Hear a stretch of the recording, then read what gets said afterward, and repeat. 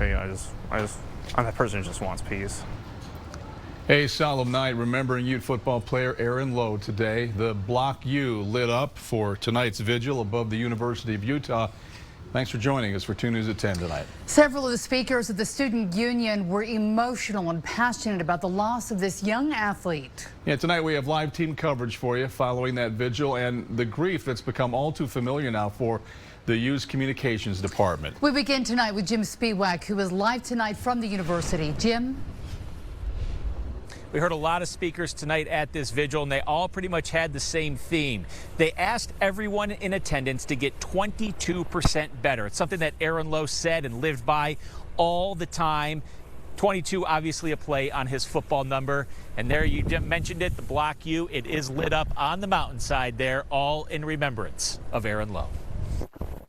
Hundreds of people came out tonight to celebrate the life of Aaron Lowe. Student Ben Scott thinks about how he and Aaron were the same age. It's just like, it's lost in words. I don't want to go into it, but it's just tough and sad hearing all about this. The entire football team showed up. Coach Kyle Whittingham says he was grateful for the time he had with Aaron. He was a very charismatic young man, very popular with his teammates. Which was evident from teammate Clark Phillips. That dude was the hardest worker, most compassionate, loving person that I ever knew. Players spoke about how A-Lo, as they called him, overcame a lot of adversity in his life. It's just going to be those moments that we miss, that he just come to me in Clark's house, knock on our room doors and say what's up. And we go to the front yard and sit on the porch and just talk about life. Athletic director Mark Harlan spent time with Aaron's mother, Donna, this week. She told me that God had a plan, and she was at peace about that. The two then talked about his last day on earth, which Aaron spent living out his dream. Was playing a football game in the place that he loved with his teammates, who he loved greatly, on national TV. And of course, after that football game, that's when Lowe was tragically shot while at a party. Now, something else that we heard multiple times from some of the speakers here tonight was addressing the root issue and causes of violence that are disproportionately seen and experienced in communities of color. A lot of the speakers said that's something that we need to continue to address and find out how to find a solution to that. We're live outside the U tonight. Jim Spiewak, 2 News. Jim, thank you.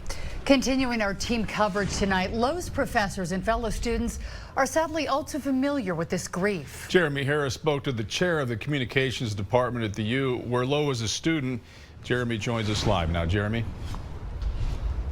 Yeah, Mark, Aaron Lowe is the 3rd student from the communication department to lose their life under tragic circumstances in the last few years. The faculty and students from that department are now coming together for support again. Lauren, Ty, and now Aaron, 3 university student athletes, all 3 communication majors. All 3 lost their lives to gunfire over the last 3 years. It's here. It's in our homes. Avery Holt is the chair of the communication department at the U. It's also a process of how do we do better? How do we be better? Holt says faculty and students are leaning on each other to mourn. To process death is difficult, and to process the way in which Aaron died is even more difficult. Lowe was shot and killed last weekend at a house party in Salt Lake City. His death by gun violence comes less than a year after his friend and teammate Ty Jordan died from an accidental gunshot wound in their hometown in Texas. Before that, Lauren McCluskey died on campus when her ex-boyfriend shot her outside a student dorm in 2018. In those cases, we encourage not just through words and rhetoric, but through action, a connectivity among students and a connectivity among faculty and staff. Holt knows the process for healing will be dynamic, but now is the time to focus on Aaron Lowe and the impact he left on everyone he touched at the U. We're missing his presence as a black man on campus, as a student, as an athlete, as a friend, as somebody who really was pushing himself to grow and learn and change beyond the football field. The university is offering counseling and support services for the students and faculty after Lowe's death. I also checked in with the Salt Lake City Police Department this afternoon. They say there are no updates today in the investigation of who shot him. Reporting live on the U campus, Jeremy Harris, 2 News. 2 News will stay on top of the investigation into Aaron's murder and any new information that comes out. Any new developments in the coming days, we'll have them for you here. You can get the latest information on KUTV.com. You can also download our mobile app and get alerts on any updates that'll be sent straight to your mobile device.